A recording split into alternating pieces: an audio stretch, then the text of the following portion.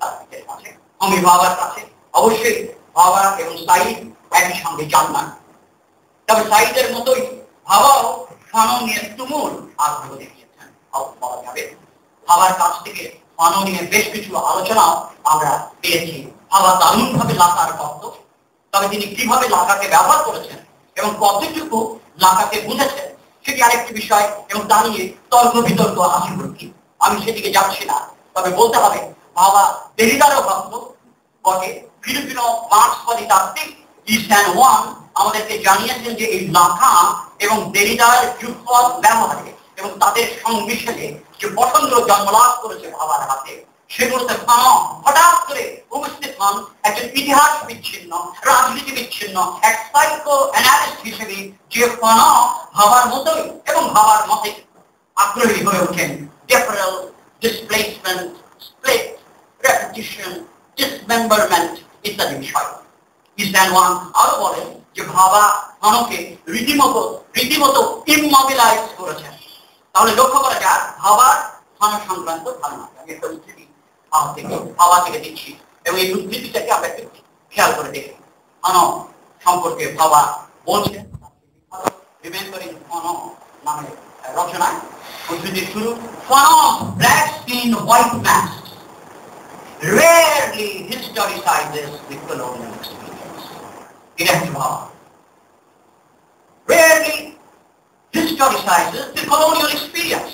There is no master narrative or realist perspective that provides a background of social and historical facts against which emerge the problems of the individual or collective self.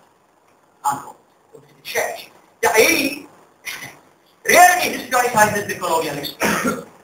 এখন আমি আরেকটা উদ্ধৃতি নিজেই বলবে তার কথা। আরেকটা উদ্ধৃতি ব্যবহার করছে ফানোর নিজের কাছ থেকে কারণ ব্ল্যাক স্কিন হোয়াইট মাস্ক বই থেকে এবং বইয়ের প্রায় শুরু থেকে, এবং সেখানে ফানো নিজেই তো বলছেন আমাদের এই কথাটা। উদ্ধৃতির শুরু, I do not come with timeless truths. The architecture of this work is rooted in the temporal. Every human problem must be considered from the standpoint of time. I belong irreducibly. এই যে সময়টাকে বিযুক্ত করার যে এই রাজনীতি আমরা উত্তর ঔপনিবেশিক তত্ত্বের একটা বড় জায়গা ধরি। এর একটা বিশেষ কারণ হচ্ছে এই যে ভাবার মতো তাত্ত্বিকরা ভাষা নিয়ে এতটা ব্যস্ত থাকেন। আমি বলতে চাচ্ছি না ভাষার প্রশ্ন একেবারে অগুরুত্বপূর্ণ, খুবই গুরুত্বপূর্ণ। মানুষ নিজে ব্ল্যাক স্কিন হোয়াইট ম্যানের যে ভাষার উপরে যে চ্যাপ্টার আছে সেই চ্যাপ্টারে বলছেন যে I ascribe a fundamental importance to language. কারণ ভাষার মধ্যেই খুব গুরুত্বপূর্ণ, ভাষা দিয়ে যুদ্ধ করা তো গুরুত্বপূর্ণ, এটা আমরা বুঝি। কিন্তু ভাষা নিয়ে ভাষার রাজনীতিকরণে আগ্রহী ছিলেন এবং ভাষার রাজনীতিকরণ কারণের কাজেরই নমুনা। কিন্তু ভাবা এই ভাষা নিয়ে এমন একটা ঘোর তৈরি করে, একে আমি বলেছি শুধু আমি না, আরো বেশ কিছু তাত্ত্বিকও বলেছেন এটা এক ধরনের লিঙ্গুইস্টিক ফ্যাটিসিজম, এক ধরনের ডিসকোর্স ফ্যাটিসিজম। ডিসকোর্স আমি বলতো না ওয়ার্ডস এবং হ্যান্ডেল যখন বলতো শেক্সপিয়ারের নাটকে, আমি শেক্সপিয়ারের উদাহরণটা দিচ্ছি কারণ শেক্সপিয়ারের উদাহরণ ঔপনিবেশিক কারণে আমাদের কাছে অ্যাভেলেবল হয়েছে, সুতরাং আমরা এই উদাহরণ থেকে ব্যবহার করছি এবং উপনিবেশবাদ বিরোধী সংগ্রামের স্বার্থে। তো শেক্সপিয়ার বলছেন ওয়ার্ড ওই হ্যামলেট নাটকে যে শব্দ আসলে এটা ব্যঙ্গও করছেন এত শব্দ।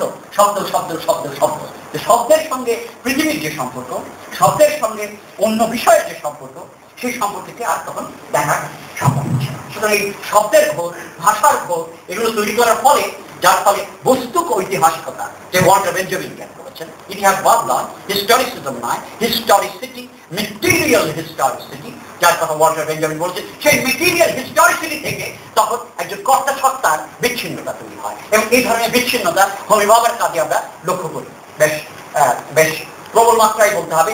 এবং ফ্রান্স ফানো, আমি ইসান ওয়ানের সঙ্গে একমত যে এইভাবে হমিভাবার এক ধরনের ভিকটিম অ্যানালিসিসের বা এক ধরনের এনগেজমেন্টের এক ধরনের ভিকটিম হয়েছে। এবার একটা বিশেষ প্রসঙ্গে একটু ফিরে আসি এবং ফনর বিমার্ষীয়করণ প্রসঙ্গে একটা ধারণা আছে উত্তর ঔপনিবেশিক তত্ত্বে যে ফন মার্ক্সকে বোধহয় এড়িয়ে যাচ্ছেন, মার্ক্সবাদকে এড়িয়ে যাচ্ছেন, মার্ক্সবাদকে বোধহয় পরিত্যাগ করছেন। কেন মনে করে পোস্ট কলোনিয়াল থিওরিস্টের একটা দল?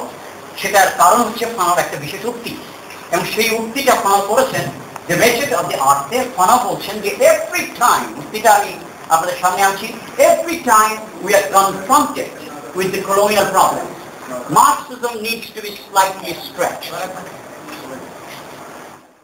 ঠিক আছে, এখন লক্ষ্য করুন, স্লাইটলি স্ট্রেচড। মার্ক্সিজমকে পরিত্যাগ করতে তিনি বলছেন না, মার্ক্সিজমকে স্ট্রেচ, সম্প্রসারিত করতে বলছেন। পরিত্যাগের বিষয় নয়। আর ডায়ালেকটিক্যাল স্পিরিটেই তো মার্ক্সিজমকে সম্প্রসারিত করার ব্যাপার থাকে। আমরা যদি ডায়ালেকটিক্যাল স্পিরিটের কথাই বলি, সেটা কি স্পিরিট? সেটি হচ্ছে ওই স্পিরিট যা আমরা ধারণাকে, বিষয়কে, ঘটনাকে, অভিজ্ঞতাকে ইতিহাসের ভেতরে আমরা সময়ের সাথে সম্পর্কিত করব, এবং সময়ের তাগিদেই আমাদের দরকার হলে আমাদের স্ট্র্যাটেজি এবং ট্যাকটিক আমরা বদলাবো। অর্থাৎ মার্ক্সিজমের ডায়ালেকটিক্যাল স্পিরিটটা হচ্ছে আমরা মার্ক্সবাদের দ্বারা ব্যবহৃত হব না, বরঞ্চ মার্ক্সবাদকে আমরা ব্যবহার করব। ঠিক আছে, মার্ক্সবাদ দ্বারা ব্যবহৃত হবে না, কারণ মার্ক্সবাদের জন্য তো আমাদের সংগ্রাম না, আমাদের সংগ্রাম এর জন্য মার্ক্সবাদ। এই বিষয়টা ফনর ধরার চেষ্টা করেছিলেন, কিন্তু এই বিষয়টা বিভিন্ন ধরনের ইন্টারপ্রিটেশনে একটা ফল হচ্ছে এই যে ফনকে মার্ক্সবাদী যে ঐতিহ্য, মার্ক্সবাদ এবং লেনিনবাদ এবং মাওবাদী ঐতিহ্যের সেই ঐতিহ্য থেকে তাকে বিচ্ছিন্ন করার চেষ্টা। এই বিচ্ছিন্ন আমি মনে করি বিপজ্জনক কাজ। একাধিক বায়োগ্রাফার আছে, উল্লেখ করা যেতে পারে। তিনি আমাদের জানাচ্ছেন যে তিনি খুব ছেলেবেলা থেকেই মার্ক্স এবং লেনিন পড়তেন, এবং মাও পড়েছেন পরবর্তী সময়, এবং তারই পড়ার ইতিহাস আছে। শুধু তাই না, তার কাজে বিশেষ করে আমরা যদি মেথড অফ দি আর্থ খুঁটিয়ে পাঠ করি, তাহলে দেখবো যে তার লাইনে লাইনে, পংক্তিতে পংক্তিতে মার্ক্সিস্ট ইনফ্লেকশন এবং রেজিস্টার, এগুলো আমরা লক্ষ্য করি। এবং ভাষাটাও সেই ধরনের। আমি সেই ভাষাগুলোতে আসবো যে কিভাবে লেনিনীয় ভাষা ব্যবহার করেছেন ফ্রান্স ফানন। তার জন্য উক্তি আমি পরে আপনাদেরকে দেবো। একটা উক্তি আছে, একটা না দুটোই উক্তি আছে। দুটো উক্তি আমি মনে করি মোটামুটি ভাবে একটা ধারণা দেবে যে কিভাবে তিনি এই লেনিনীয় ভাষাও ব্যবহার করছেন, লেনিনীয় একটা ফ্রেমওয়ার্ক ব্যবহার করেছেন। এখানে এও বলা দরকার যে ফ্রান্স ফানন মার্ক্স খানিকটা লেনিন দ্বারা মিডিয়েটেড হয়েছে। অর্থাৎ লেনিনের ভেতর থেকেও তিনি মার্ক্স নিয়েছেন, এবং তৃতীয় বিশ্বের এই মহাদেশীয় মার্ক্সবাদের কথা যদি আমরা বলি, সেই মার্ক্সবাদের একটা ধারার ঐতিহ্য তৈরি হয়েছে এশিয়ায়, আফ্রিকা এবং ল্যাটিন আমেরিকায়। এই দুই মহাদেশীয় ধারার কথা বলেছে মাও সেতুং, এবং পরে বলেছেন অবশ্যই যার সঙ্গে আমরা এই পথকে যুক্ত করি যেভাবে করা। এবং ট্রাইকন্টিনেন্টাল কনফারেন্সও হয়েছে, আমরা জানি 1960-এর দশকের মাঝামাঝি সময়। এবং তৃতীয় বিশ্বে একটা ক্রিয়েটিভ যে মার্ক্সিজম, এটা তৈরির একটা চেষ্টা করা। এই ধারার সঙ্গে আমরা সমাজে এই মহাদেশীয় মার্ক্সবাদের একটা ডাইনামিক ধারার সঙ্গে আমরা সমাজে করতে পারি। ঐতিহাসিক কারণে তার ভিতর থেকেই তো বেড়ে উঠেছেন। 50-এর দশকে, 60-এর প্রথমে, 40-এর দশকে তিনি এমএস সেজার করছেন। আর who is Aime Cesaire? Aime Cesaire কে?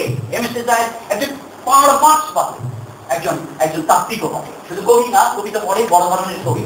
এমএস সেজার ডিসকোর্স অন কলোনিয়ালিজম পড়লে আমরা সেখানে কলোনিয়ালিজমের যে মার্ক্সিস্ট ইন্টারপ্রিটেশন সেটাই পাই।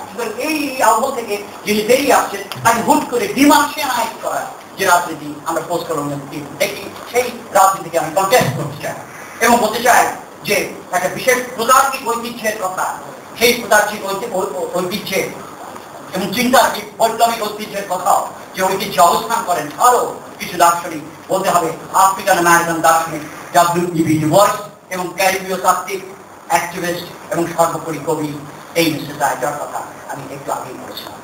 আপনাদেরকে শুনতে আবার কষ্ট হচ্ছে নাকি পেছন দিকে? কথা জড়িয়ে আসছে না? হ্যাঁ, বসতে কষ্ট হচ্ছে, গরম প্রচন্ড গরম। তার মধ্যে গরমে আরো গরম হয়ে উঠি আর সে একটা ব্যাপার। এই মিস্টার এবং ডু বোয়স মার্ক্সবাদের যে সৃজনশীল ব্যবহার করেছেন কালো বৈপ্লবিক চিন্তায়, তার প্রকাশ করেছে ফানর উপর।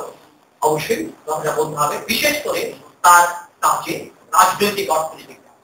এখানে ফানর যে মেথড অফ দি আর্থ থেকে একটা লম্বা উদ্ধৃতি না দিয়ে পারছে না, বলা দরকার এই উদ্ধৃতিটিকে বিবেচনায় আনেননি। একাধিক